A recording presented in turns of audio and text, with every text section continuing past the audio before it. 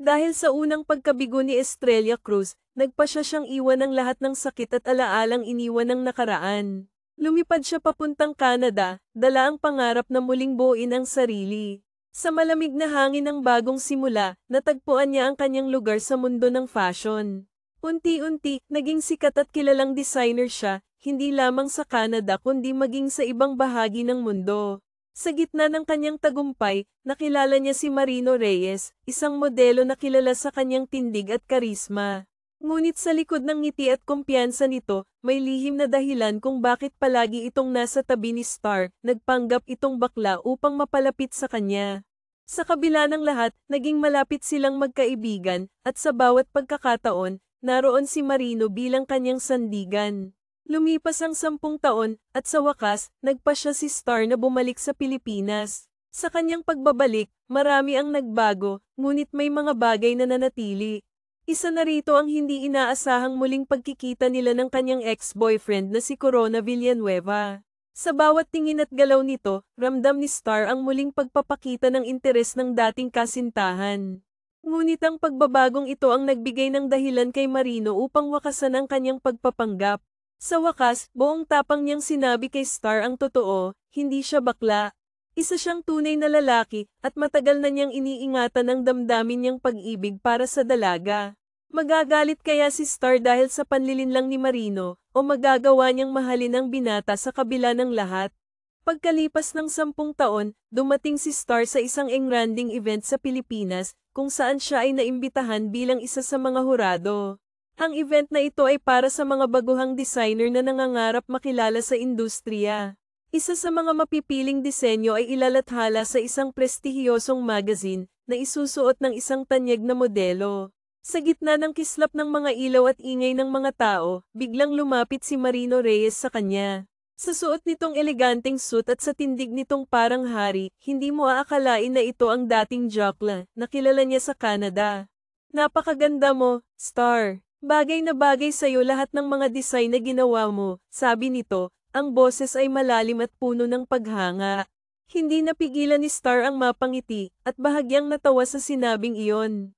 Kung hindi niya kilala si Marino, iisipin niyang tunay na lalaki ito. Ngunit hindi ba't yun ang sinasabi nito kani-kanina lang? Tinitigan niya ang kaibigan, na tila ba ngayon lang niya lubos na napansin ang pagbabago nito. Ang bawat galaw nito ay puno ng kumpiyansa, at ang mga mata nito ay tila nagsasabing may lihim itong nais ipahayag. Sa Canada, si Marino ang tipo ng taong laging nasa likod ng eksena, tahimik ngunit laging naroon. Ngunit dito sa Pilipinas, ibang-iba ang Marino na nakikita niya, matikas, maimpluwensya, at tila ba may bagong layunin sa buhay. Kilala niya si Marino bilang isang modelo, ngunit siya lamang ang nakakaalam ng lihim nito. Sa kabila ng lahat, nanatili siyang tapat na kaibigan. Kahit pa sabihin niya sa iba na hindi siya magkakagusto kay Marino dahil alam niyang lalaki rin ang gusto nito, walang naniniwala. Iba kasi ang ipinapakita ni Marino sa harap ng iba, lalaking-lalaki ang kilos at salita nito. Hinayaan niya ito sa kanyang pagpapanggap, iniisip na baka hindi pa handa si Marino na ipakita ang kanyang totoong sarili. Ngunit ngayon, parang may ibang kwento ang nais sabihin ni Marino. Isang kwento na matagal nang itinago, ngunit tila handa na itong ailahad.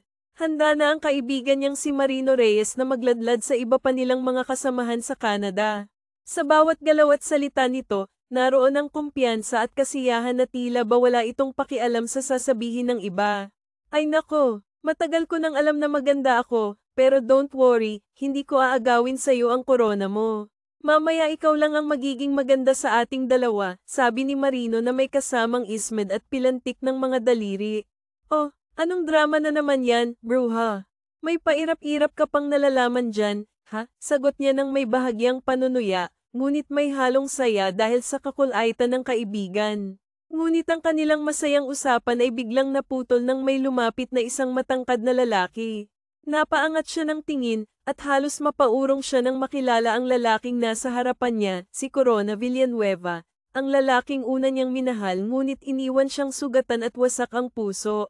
Corona Villanueva, mahina niyang tanong, ngunit tila isang malakas na dagandong ito sa pandinig ni Marino Reyes. Alam ni Marino ang lahat tungkol kay Corona, ang sakit, ang mga luha, at ang mga kwento ng kanyang pagkabigo.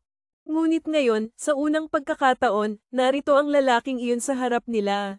Naramdaman niya ang biglang paghapit ni Marino Reyes sa kanyang likod, na tila ba ipinapakita nitong handa siyang protektahan siya mula sa anumang maaaring mangyari. Sa liit niya, automatikong napunta siya sa likuran ni Marino, habang nagkatapat ang dalawang lalaki. Anong ginagawa mo rito, Star? Kailan ka pa bumalik? Tanong ni Corona, ngunit bago pa siya makasagot, si Marino na ang sumingit. May problema ba kung narito rin si Star sa lugar na to? Malamig na tanong ni Marino, na ikinakunot ng noo ni Corona. Hindi niya inaasahan ng ganitong tono mula kay Marino, na karaniwang mahinahon at masayahin. Hindi ikaw ang kinakausap ko. Si Star ang gusto kong kausapin, kaya bakit ikaw ang sumasagot? Balik ni Corona, na lalo pang nagpuyos sa galit ni Marino. Ramdam niya ang tensyon sa pagitan ng dalawa, kaya agad siyang lumapit upang paglayuin ang mga ito. Teka lang, tumigil nga kayo, aniya, ngunit bago pa lumala ang sitwasyon, dumating ang dalawang staff. MS, Star, malapit na pong mag-umpisa ang event. Kailangan na po kayo sa harapan, sabi ng isa sa mga staff, na naging dahilan upang matigil ang girian ng dalawang lalaki. Sige, pupunta na ako sa harapan, sagot niya bago tumalikod at hilahin si Marino. Ngunit bago pa sila makalayo, hinawakan ni Corona ang kanyang kamay, dahilan para mapatingin siya rito. Sandali lang, Star. Pwede ba tayo pagkatapos ng event mag-usap tayong dalawa? May diin sa boses ni Corona, ngunit agad niyang iniling ang ulo. Wala naman tayong dapat pag-usapan, Corona, sagot niya bago muling hilahin si Marino palayo. Hindi na niya gustong magkaroon pa ng kaugnayan sa lalaking minsang nagparamdam sa kanya ng matinding kabiguan. Habang naglalakad sila papunta sa venue, huminto si Marino at hinarap siya. Siya yon, hindi ba? Ang lalaking nanakit sa'yo noon, tanong nito, ang boses ay puno ng emosyon. Tumango siya bilang tugon. Oo, pero hindi ko akalain na ngayon kami magkikita. Hindi ako handa, sagot niya, pilit na pinapakalma ang sarili. Ana, kaya ba nang makita mo siya natulala ka na lang? Bakit, gusto mo pa rin siya kahit na ginawa ka lang niyang pastahan noon? Mariing tanong ni Marino, halatang may galit sa tinig nito. Marino, ano ka ba? Masyado ka namang seryoso. Wala akong ganun na nararamdaman sa kanya. Nagulat lang ako dahil nagkita kaming dalawa, sagot niya, pilit na pinapawi ang tensyon. Ngunit hindi niya maiwasang mapansin ang seryosong tingin ni Marino. Alam mo, yang mukha mo. Kung hindi lang kita kilala, mapapaisip ako kung lalaki ka ba talaga. Para kang jowa na nagsiselos sa ex-boyfriend ng girlfriend mo, biro niya, ngunit nanatiling seryoso si Marino, na tila ba may iniisip na malalim. Nagsimula na ang event at isa-isa nang rumampa ang mga modelo. Magaganda at magagaling ang mga ito, ngunit isang figure ang nakakuha ng kanyang atensyon, ang huling modelo na rumampa sa stage. Si Corona Villanueva, sa suot nitong eleganteng kasuotan at banayad na paglakad, bumalik sa kanya ang mga alaala ng sakit at paghanga mula sa nakaraan. Habang nakatitig siya sa runway, naramdaman niya ang malamig na kamay ni Marino na humawak sa kanya. Star, okay ka lang? Tanong nito, ngunit hindi siya makasagot. Sa loob ng ilang segundo, tila bumalik siya sa panahong siya ay umiibig at nasaktan. Ngunit ngayon, narito si Marino sa tabi niya, ang kaibigang laging nandyan, handang protektahan siya mula sa anumang sakit. Ngunit sa likod ng lahat ng ito, may isang tanong siyang hindi mawaglit sa isipan, ano nga ba ang tunay na nararamdaman niya para kay Marino? Kahit 10 taon na ang lumipas mula nang maghiwalay sila, tila sariwa pa rin ang sugat sa kanyang puso. Sa bawat tagumpay na nakuha niya, naroon pa rin ang kirot na pilit niyang ikinukubli. Habang nasa ganoong pag-iisip, biglang tinawag ng host ang pangalan niya. Ang lahat ng mata ay nakatuon sa kanya habang inihahayag ang kanyang tagumpay bilang top designer sa Canada, isang prestihiyosong parangal na napanalunan niya laban sa napakaraming magagaling na designer.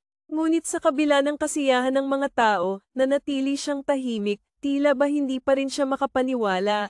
Pagkatapos ng event, nagulat siya nang biglang may humawak sa kanyang kamay at hinayla siya palayo sa masiglang crowd. Nasa likod na sila ng backstage, ngunit patuloy pa rin ang lalaki sa paghila sa kanya.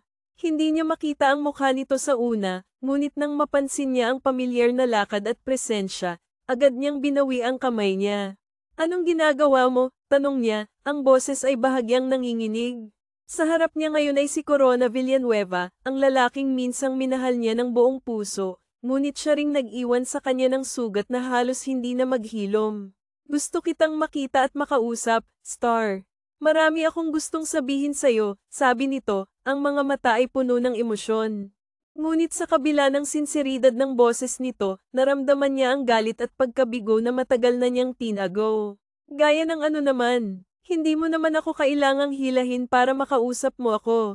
Baka mamaya kung ano pang isipin sa akin ng girlfriend mo at ng ibang tao, sagot niya, sabay himas sa kamay niyang bahagyang namumula dahil sa higpit ng hawak nito.